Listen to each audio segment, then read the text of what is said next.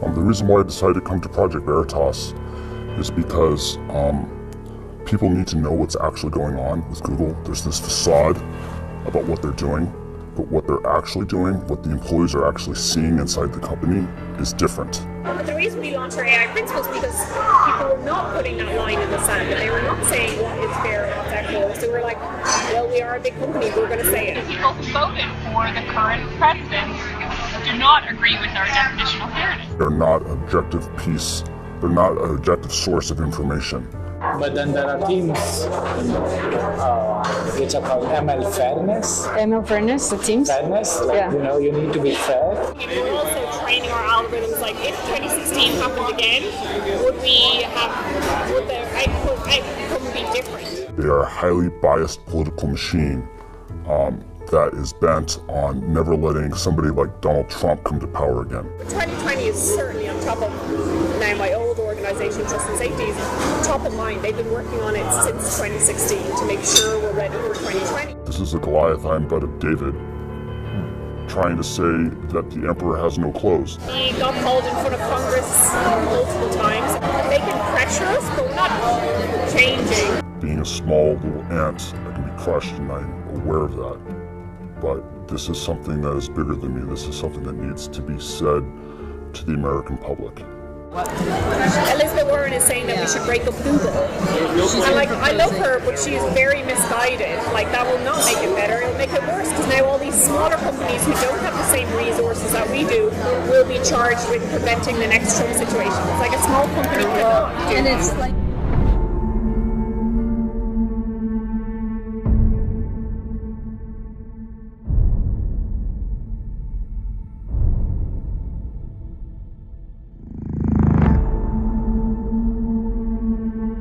Earlier this year, a Facebook insider exposed deboosting of conservatives on Facebook.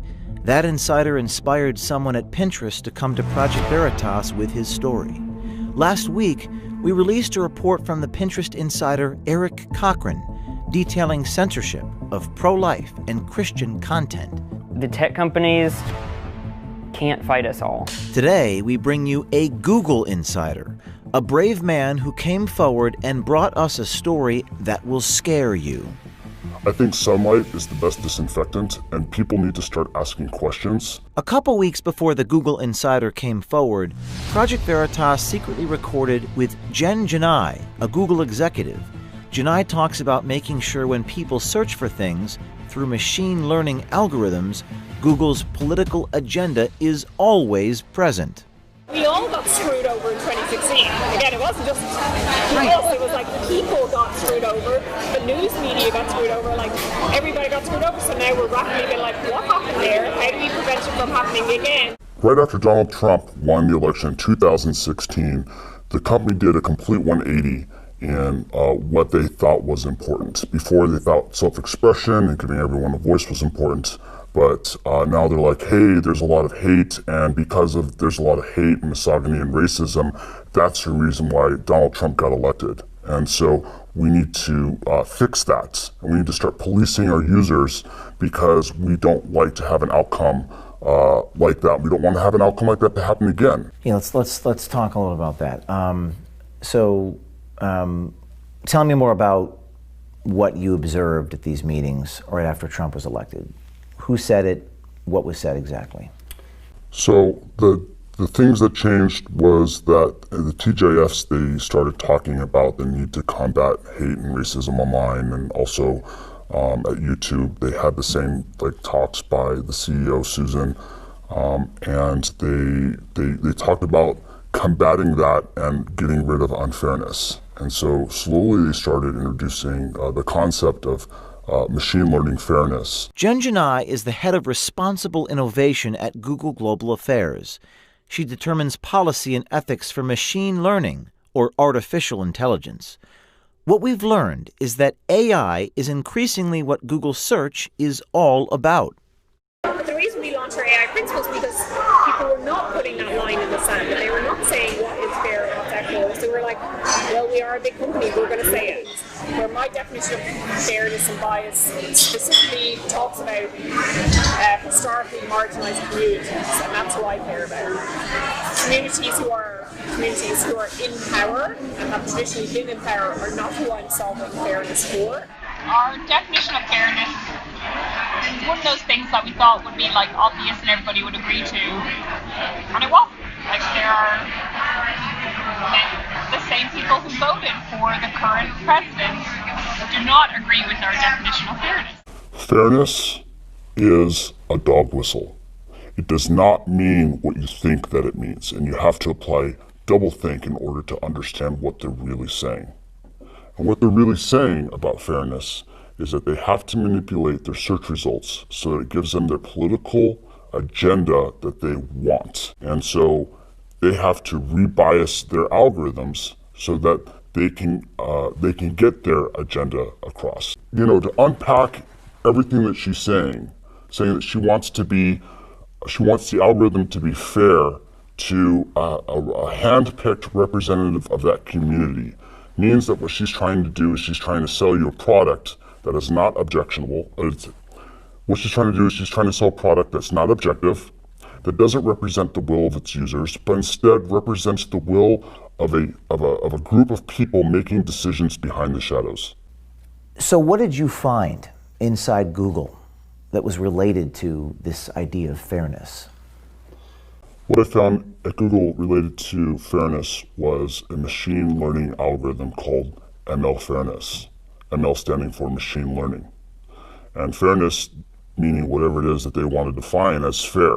You could actually think of fairness as unfair because it's taking as input the clicks that people are making and then figuring out which signals are being generated from those clicks and which signals it wants to amplify and then also dampen.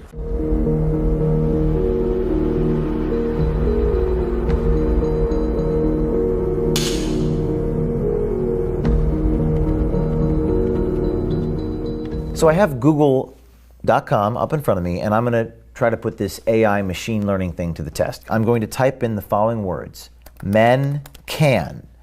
And I see men can have babies, men can get pregnant, men can have periods, men can cook. Do most people search for that stuff, or what is the company doing internally? You know, people aren't searching for this. This is literally coming from source of truth databases that they've selected represent the truth and that they are pulling this information from. And then we try it again with, let's try this with women can. I see women can vote, women can do it, women can do anything, women can be drafted. Yes. That seems a little interesting. So all these examples are part of the social justice narrative, right? And so the sources of truth that ML Fairness is selecting from to amplify are saying these keywords. And so because that source of truth has been vandalized, the output of the algorithm is also reflecting that vandalism. Project Veritas also received a trove of confidential documents from within Google. This document is about algorithmic unfairness. It reads, quote, "For example, imagine that a Google image query for CEOs shows predominantly men. Even if it were a factually accurate representation of the world, it would be algorithmic unfairness," unquote. Gaurav Gite, a Google software engineer, independently verified the thesis of this document. But then there are teams which are called ML Fairness. ML Fairness, the teams? Fairness, like, Yeah. you need to be fair. Yeah. So they're trying to modify the model such that even if the data for female CEOs is It's low. It's low. It kind of balances out. It still balances out. Now, this is a confidential document, correct? Yes. This is not a document that Google has come out and admitted that this is their process. That's correct. And in this document, it says, I'm going to read from it. In fact, if you brought this up without the document, they would say that this is a conspiracy theory. Wow. So then they wouldn't admit this publicly. They would never admit this publicly. In this document, it says, in some cases, it may be appropriate to take no action if the system accurately affects current reality, while in other cases, it may be desirable to consider how we might help society reach a more fair and equitable state via product intervention. What do they mean by that? So what they want to do is they want to act as gatekeepers between the user and the content that they're trying to access. And so they're going to come in, they're going to filter the content, and they're going to say, actually, we don't want to give the user access to that information because it's going to create an outcome that's undesirable to us.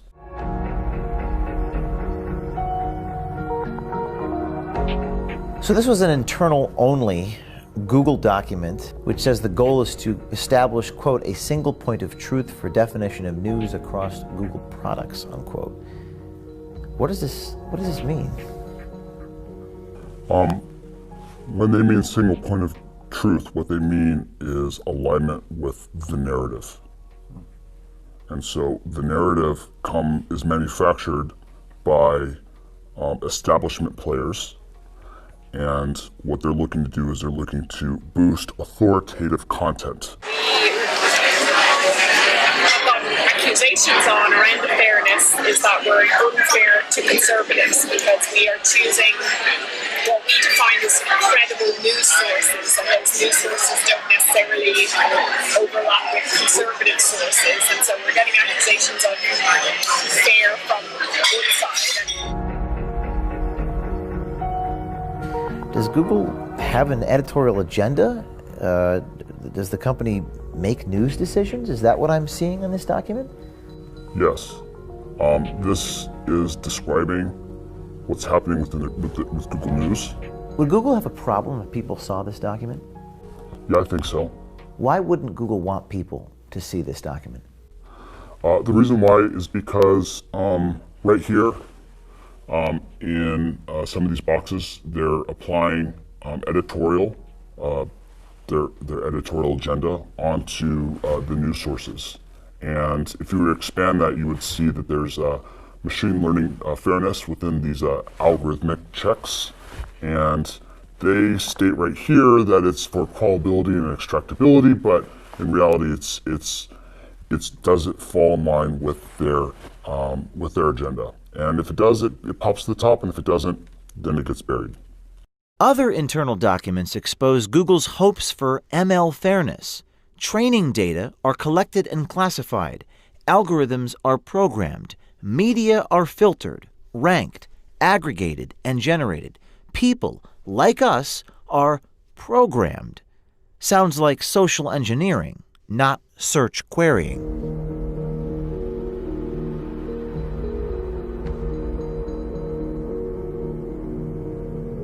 Google's power has become a political issue, with politicians on both sides of the aisle debating whether antitrust legislation or other regulations and controls are in order.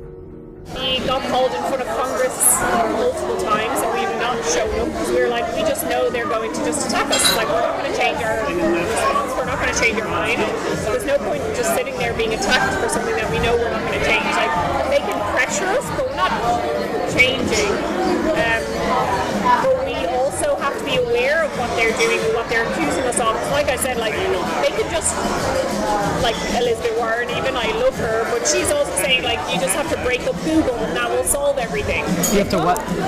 Elizabeth Warren is saying that we should break up Google. And, like, I love her, but she's very misguided. Like, that will not make it better, it'll make it worse, because now all these smaller companies who don't have the same resources that we do will be charged with preventing the next Trump situation. It's like a small company cannot do. And it's like The White House won't play a role in making things more fair, so people are holding us accountable to fill in the gap of what should be done.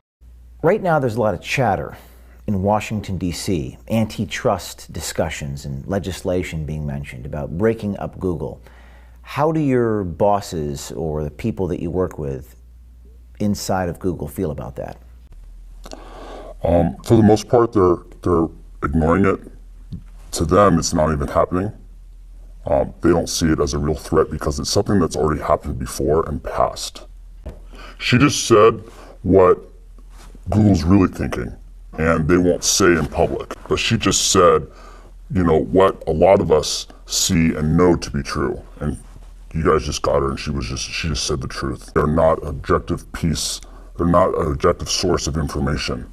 They are a highly biased political machine that is bent on never letting somebody like Donald Trump come to power again. 2020 is certainly on top of now my old organisation, Trust and Safety, is top of mind. They've been working on it since 2016 to make sure we're ready for 2020. So training our algorithms, like if 2016 happened again, would their outcome be different? It's unclear what Janai is exactly referring to, but Google's political agenda is undeniable.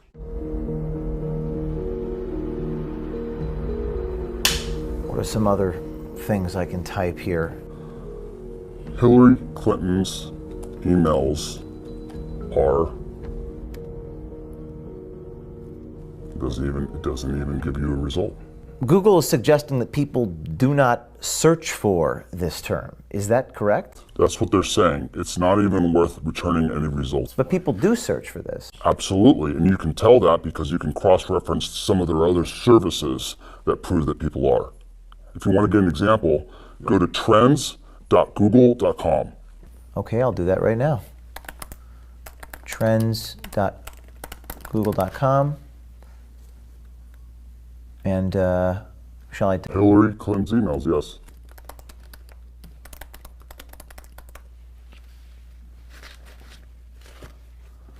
Okay, and set it to the last 5 years.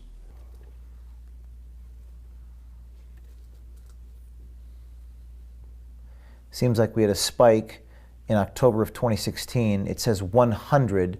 I guess is that 100? It's all relative. So in order to get an idea of the relative importance of this, you're going to want to compare it against another search term. Let's type in Donald Trump's emails. Okay. Show me what I'm looking at here. So what we see right here is relative to the search term of Hillary Clinton's emails, Donald Trump's emails has no search traffic. No search traffic. Now let's go back to google.com and search for Donald Trump's emails, and it should show us no autocomplete because according to Google, no one searches for it compared to Hillary Clinton's emails. But it does. It gives us a whole bunch of different examples for autocomplete. So fewer people search for this and it autocompletes, and everyone searches for Hillary Clinton's email and it doesn't. That's right. What's the explanation? Well, according to them, Hillary Clinton's emails is a conspiracy theory and it's unfair to return results based on her emails. And so through their program of ML Fairness, they've deleted the autocomplete off the internet like it didn't even exist. How did they do that? Was it manually? Was it a human being? Was it a machine? AI? Well, the way that it works is that they're training the AI now with a bunch of humans that you could consider them social justice warriors or whatever you want to label them, but they are feeding the information and training the AI so that it will return results like this. And when they aren't able to train it, there's actually someone that will go through and manually delete certain keyword terms or put it as a blacklist. There's a lot of people filing bugs internally against Google, against these invalid results, and they ignore them because they've got no interest in fixing things that go against their social justice narrative or reduce what they consider to be fair. Google is protected by Section 230 of the Communications Decency Act.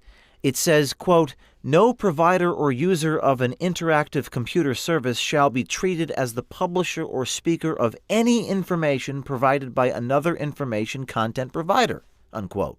Meaning Google is not liable for any content on their platform. Some people think a solution is this Section 230 and taking it away.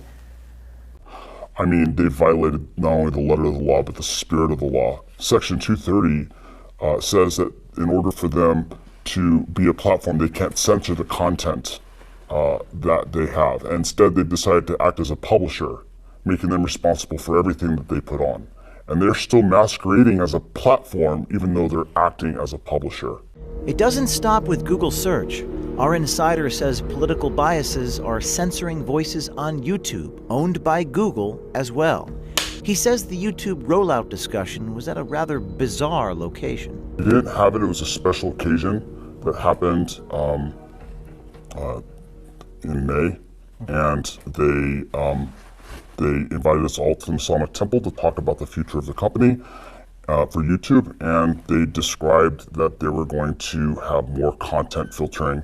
And right after that happened, a lot of the content creators started to get demonetized, and their videos started to get deranked. I'm talking about Dave Rubin, talking about Carpe Diem, talking about Tim Pool, and a lot of the other content creators that are within the YouTube ecosystem just saw their view counts just go through the floor.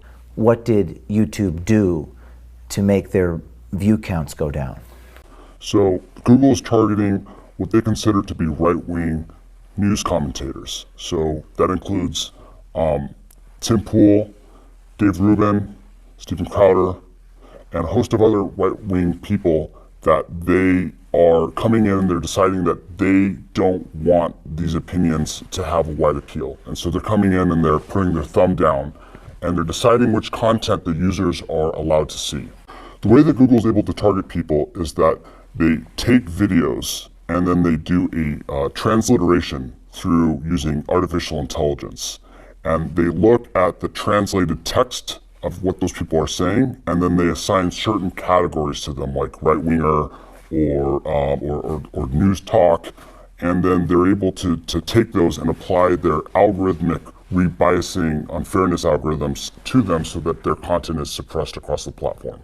Specifically, the insider verified that PragerU, the conservative educational YouTube channel, and talk show host Dave Rubin's videos received heightened analysis in the artificial intelligence program Viacom. Viacom polices YouTube distribution, singling Prager and Rubin out as right-wing and news talk. So they're applying narrative control. What's scary about this to you? What's scary is that Google's deciding what's important and what's not important.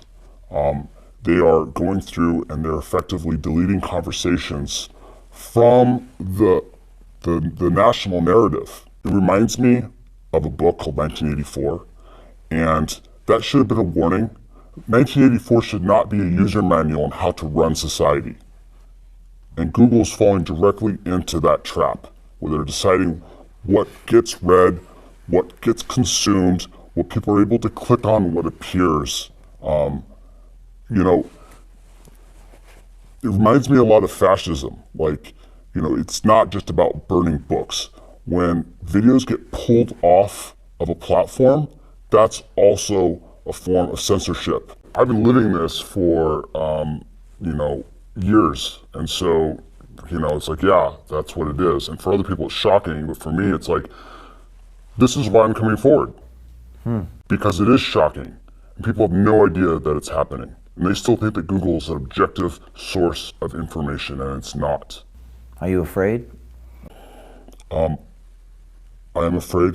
I was more afraid, but I had a lot of difficulty with the concept of, my life ending because of this. But I imagined what the other world would look like, and it's not a place that I'd want to live in. What do you think is going to happen next for you? Hopefully I get away with it and nothing bad happens, but bad things can happen. I mean, this is a behemoth, this is a Goliath, I'm but a David, trying to say that the emperor has no clothes. And being a small little ant, I can be crushed, and I'm aware of that. But this is something that is bigger than me. This is something that needs to be said to the American public. This year, insiders approached Project Veritas and told their stories, exposing the giants in Silicon Valley. Thanks to the bravery and courage these insiders are showing, big tech is being held accountable. This is a watershed moment. It's not the New York Times or CBS News doing the work. It's individual citizens, anonymous heroes who put their careers on the line and they've struck a nerve and found their voice at Project Veritas. People always ask me, what can I do? You can follow the lead of Eric Cochran and the Google Insider. You too can be brave, wear a camera, and contact us securely at projectveritas.com/brave.